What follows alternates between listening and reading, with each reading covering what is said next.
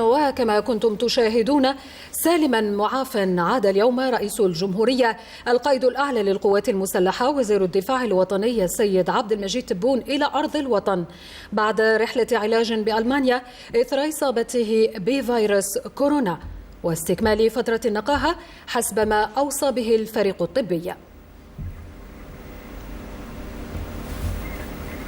وكان في استقبال رئيس الجمهورية السيد عبد المجيد تبون رئيس مجلس الأمة بالنيابة صالح بوجيل ورئيس المجلس الشعبي الوطني سليمان شنين ورئيس المجلس الدستوري كمال فنيش والوزير الأول عبد العزيز جراد والفريق السعيد شنقريحة رئيس أركان الجيش الوطني الشعبي ومدير ديوان رئاسة الجمهورية نور الدين بغداد دايج.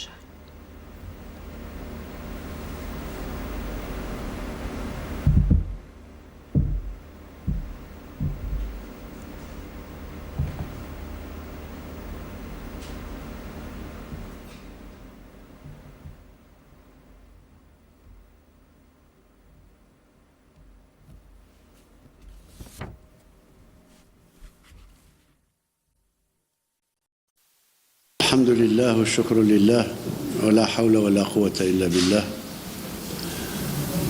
البعد عن الوطن صعيب ولما تتراكم عليه تزيد عليه المسؤولية أصعب فأصعب. الحمد لله كانت العودة ميمونة وما تبقى إلا القليل قليل جدا إن شاء الله.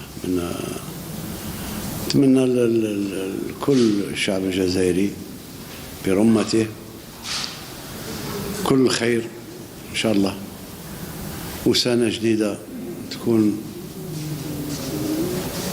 ملؤها السعادة قضاء الحاجة إن شاء الله بالنسبة للناس المعتجين والمعوزين. إن شاء الله الشتاء هذا ما يجيهمش صعيب بزاف.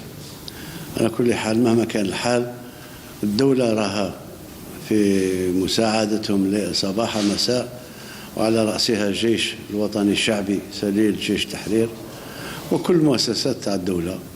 نتمنى إن شاء الله سنة 2021 تكون أحسن بكثير بكثير بكثير من سنة 2020. وفي الأخير كذلك الحمد لله والشكر لله.